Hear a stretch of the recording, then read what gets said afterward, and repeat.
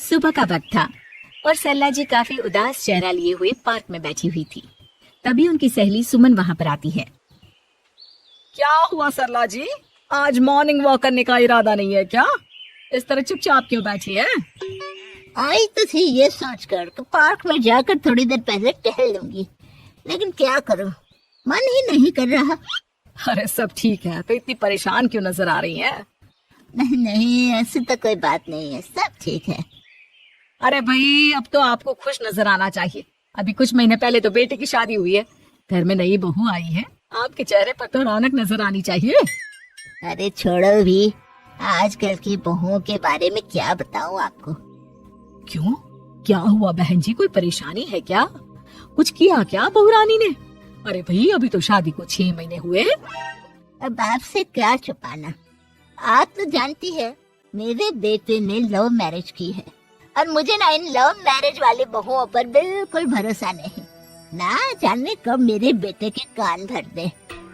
अरे लेकिन सरला जी, आपके बहू बेटा तो आपके साथ ही रहते हैं, फिर आपको इस बात का डर क्यों है? पता नहीं क्यों बहन जी, अभी तो मुझे अपनी बेटी दीपाली की भी शादी करनी है। बस इसी बात को सोचकर परेशान रहती हूँ। ये लव मैरिज वाली बहू पता नहीं कितने दिन परिवार में एडजस्ट कर पाएगी। कल को अगर बेटे को लेकर दूसरी जगह चले गई तो क्या होगा? अरे हाँ, याद आया, दीपाली तो दिल्ली में नौकरी करती है ना?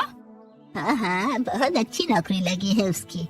और आप किसी से कहना मत, अपने ऑफिस में साथ में काम करने वाला कोई लड़का उसे बहुत पसंद है, बता रही थी मुझे। लेकिन अभी तो आप कह रही थी कि आपको लव मैरिज और इन सब में भरोसा नहीं है। अरे तो क्या हुआ, जहाँ बेटी खुश रहे वहीं मैं खुश हूँ।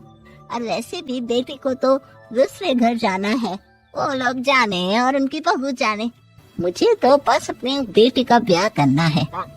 अच्छा अच्छा, ठीक है ठीक है, जैसी आपकी मर्जी। लेकिन मुझे लगता है कि आप अपनी बहू के लिए कुछ ज्यादा ही सोच रही हैं। क्या पता वो वैसी ना हो जैसी आप समझ रही हो। सरला जी अपनी जगह से उठते हुए कहती हैं। अब ये तो भगवान जाने, बस मेरी बेटी दीपाली की शादी उसकी पसंद से हो जाए तो मैं गंगा नहा लूं। चलिए बहुत देर हो गई है, मैं भी अब घर जाती हूँ। अच्छा अच्छा ठीक है, मैं भी चलती हूँ। अगले दिन जब सरला जी अपने घर पर बैठकर चाय की चुस्कियां ले रही थी, तभी उनकी बहू वहाँ पर आती है। मम्मी जी, मैंने एक जगह नौकरी के लिए अप्लाई किया था और वहाँ से सब कुछ पॉजिटिव आया है। मैं भी नौकरी करना चाहती हूँ ताकि घर के खर्चों में थोड़ा हाथ बटा सकूं। अरे बहू, तुम्हें नौकरी करने की क्या जरूरत है? मेरा बेटा अच्छा खासा कमाता है, क्या तुम्हें किसी बात की कोई कमी है? तभी सरला जी का बेटा वहाँ पर आता है।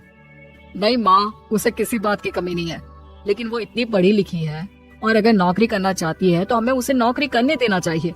कुछ पैसे घर में आएंगे, हम सबकी मदद हो जाएगी। तुम तो ऐसे कह रहे हो बेटा जैसे ये घर तुम्हारी पत्नी की कमाई पर ही चलता है। अरे नहीं नहीं मम्मी जी, इनके कहने का ये मतलब नहीं है, बस मेरी ही नौकरी करने की इच्छा थी, इसलिए आपकी परमिशन चाहते हैं। अब भाई, मेरा बेटा तुम्हें लव मैरिज करके घर में लाया है, मैं तुम्हें कुछ कैसे कह सकती हूँ? जो मर्जी आए करो। सरला जी का बेटा और बहू वहाँ से चले जाते हैं। अब उनकी बहू नौकरी करना शुरू कर देती है। कुछ ही दिन बाद सरला जी की बेटी दिल्ली से अपने घर आती है और अपनी माँ से कहती है, माँ मैंने आपको बताया था ना, मुझे अपने ऑफिस में साथ काम करने वाले एक लड़के से बहुत प्यार है, मैं उससे शादी करना चाहती हूँ माँ। हाँ हाँ, तो मैंने कब मना किया? अगर तुम उसे पसंद करती हो तो उसके घर वालों को कहो, हम आपस में बात करके तुम्हारी शादी तय कर देते हैं। अरे लेकिन माँ, एक बहुत बड़ी परेशानी है। क्या परेशानी है बेटा? माँ, वो लड़का बहुत अच्छा है, लेकिन कुछ ज्यादा ही पैसे वाले घर से उसके माँ बाप। उन्हें मेरे और उसके रिश्ते से वैसे तो कोई परेशानी नहीं है, लेकिन वे चाहते हैं कि शादी 5 स्टार होटल में हो। अरे ऐसे कैसे, हम तो मिडिल क्लास लोग हैं, हमारे लिए 5 स्टार होटल में शादी करना कोई आसान काम थोड़ी ना है। लेकिन माँ मैं क्या करूँ, मैंने उनसे बात करने की बहुत कोशिश की, बस एक किसी जगह बात अटक गई है। साफ साफ कह दो बेटा, शादी करनी है तो ठीक है, लेकिन ये 5 स्टार में शादी करने वाली शर्त में नहीं मान सकती। अरे कैसी बात कर रही हैं आप मम्मी जी, अगर दीपाली को कोई लड़का पसंद है तो हम उनकी शादी के लिए पूरी कोशिश करेंगे, और अगर बात पैसों की है तो कोई परेशानी नहीं है। हाँ हाँ, तुम्हें तो बस बहुत आसान लगता है सब। जिस तरह तुमने मेरे बेटे से इतनी आसानी से शादी कर ली, सारे काम उतने आसानी से नहीं होते। समझ में आया? हर काम करने में पैसे लगते हैं। लेकिन माँ, मैं उस लड़की को बहुत पसंद करती हूँ। सही बात है बेटा, लेकिन तुम उस लड़के से साफ साफ कह दो, अगर उसे तुमसे शादी करनी है तो अपने घर वालों को मनाए। अगर नहीं मना सकता तो तुम दोनों अपनी गृहस्थी अलग से कहीं सेट कर लो। कोई जरूरत नहीं है अपने माँ बाप के साथ रहने की। मम्मी जी, ये आप क्या कह रही हैं?